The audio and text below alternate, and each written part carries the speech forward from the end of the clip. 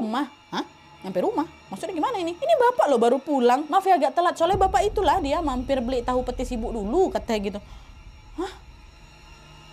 Terus kalau bapak baru pulang, yang tadi balik siapa pak? Nah sadar ada yang nggak beres, Wak. Bapak pun langsung, oke, bapak langsung nenangin ibu. Udah.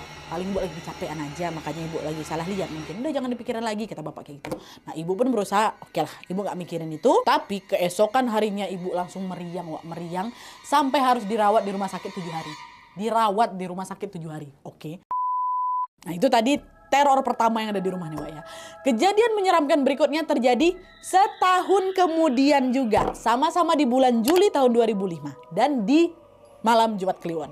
Nah kali ini yang ngalamin Kiki, Wak, anak pertama mereka yang waktu itu masih umur 7 tahun. Nah jadi ceritanya pada hari itu Kiki ini lagi main petak umpet, Wak, di depan rumah dia sama temannya namanya Samil. Nah waktu itu Kiki inilah yang jadi giliran ngitung 1, 2, 3 semuanya kayak gitu. Samil yang giliran ngumpet. Dah ya, udah selesai ya. Oke aku cari kau. Kata siapa ini? Kata si Kiki. Kiki pun nyisirin lah halaman rumah gitu kan buat nyariin si Samil itu.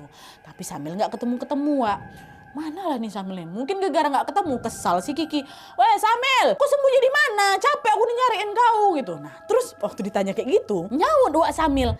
Kiki, aku di sini. Kata kayak gitu kan. Rupanya suaranya berasal dari dalam rumah. Rumahnya si Kiki ya kan. Nah Kiki masuklah ke dalam rumah ngikutin suara Samil itu. Aku di sini, kata si Samil. Dan ternyata, Wak, sumber suaranya itu berasal dari lemari yang ada di dalam kamarnya Kiki. Alah pantas aku nggak ketemu kau. Aku cari di luar kok nggak ada di dalam. Kok rupanya dalam lemari pula, kata si Kiki kayak gitu. Dengan mengendap-endap Kiki pun mendekatilah lemari dia ini, Wak. Lalu pas Kiki membuka lemarinya, yang terjadi adalah Kiki langsung nangis histeris. Wah Samil, wah. Kata kayak gitu kan. Nah teriakan si Kiki ini terdengar sama sama ibu. Ibu lagi masak di dapur. Berlari ibu ngambilin si Kiki ke kamar kan. Nah pas ibu udah nyampe kamar, lemari itu, Wak, masih dalam kondisi tertutup ya kan. Dan suara tangisannya Kiki terdengar kencang dari dalam lemari itu. Ibu, Samil gitu kan. Nah waktu ibu buka lemarinya, terlihat lawak di situ Kiki lagi jongkok sambil nutupin matanya pakai tangannya kan. Wah gitu. Dalam lemari nih. Kiki kenapa kamu kayak nangis kayak gitu? Ada apa? Bu Samil. Ya kenapa Samil? Samil kenapa? Samil.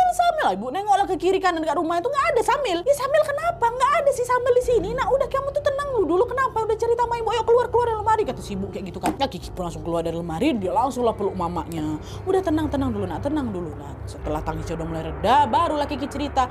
Bu, tadi Kiki sama Samil kan lagi main petak umpet. Kiki dengar suara Samil lagi sembunyi dekat dalam lemari. Inilah waktu Kiki buka, Bu, tiba-tiba ada tangan panjang, Bu, narik Kiki ke dalam lemari. Di dalam situ langsung gelap, Bu. Yang Kiki lihat cuman ada sepasang mata bola warnanya merah menyala, Bu. Terus ada gigi bertaring lagi ngeringis di depan muka Kiki, katanya.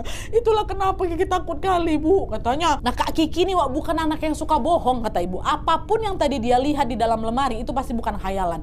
Ibu yakin kalau sosok itu pasti bukan manusia ya. Dan sama juga ke ibu, Wak, nggak lama setelah ngalamin teror itu Kiki demam dan harus diopname juga 7 hari juga.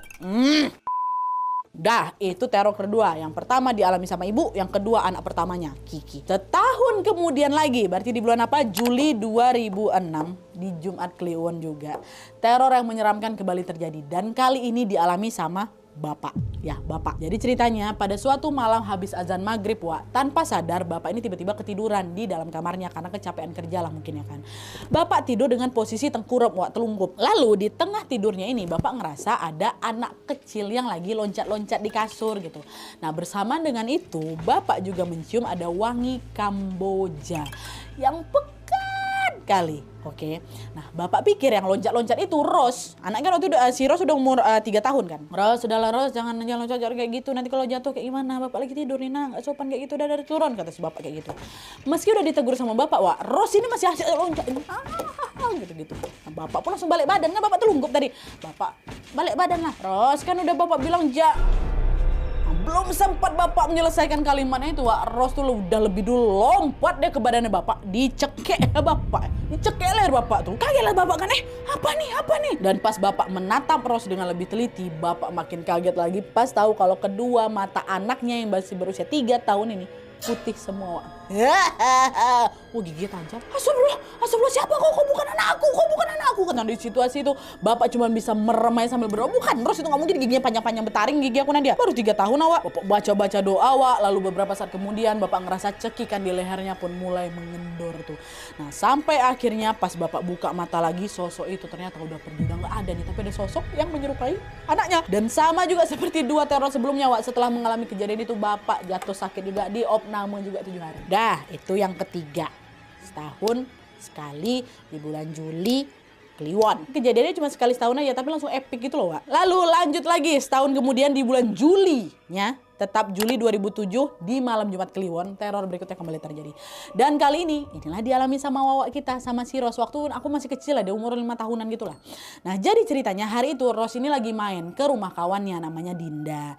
Nah pas azan zuhur berkumandang, berarti ini masih siang Wak ya. Ros baliklah ke rumah, gegara bentar lagi udah masuk waktunya dia tidur siang gitu. Mamanya bilang pokoknya udah siang balik, tidur siang dulu.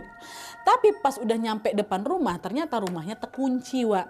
Digedor-gedor lah sama si Ros kan. Bu, ibu Ros sudah pulang bu, buka pintunya bu, kata gitu. Nah nggak lama kemudian Wak, horden dari jendela depan itu terbuka.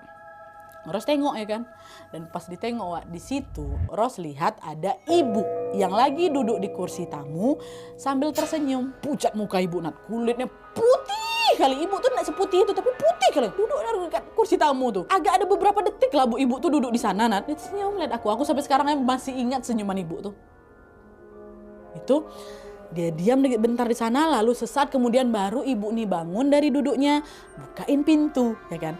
Nah setelah pintu terbuka Wak, Ros langsung masuk lah dalam rumah. Assalamualaikum, katanya. Ros belum paham apa-apa nih. Nah waktu masuk Ros ngeliat ada buku gambar sama krayon Wak di atas meja tamu itu. Nah gegara aku waktu itu memang suka ngegambar Nadia. Akhirnya Ros ini pun ya ngegambar dia. Langsung ngegambar, dia nggak jadi terus siang, dia ngegambar tanpa memperhatikan ibu lagi, ya kan. Nah sampai akhirnya sekitar setengah jam kemudian lah Ros dengar ada suara orang datang ke rumahnya.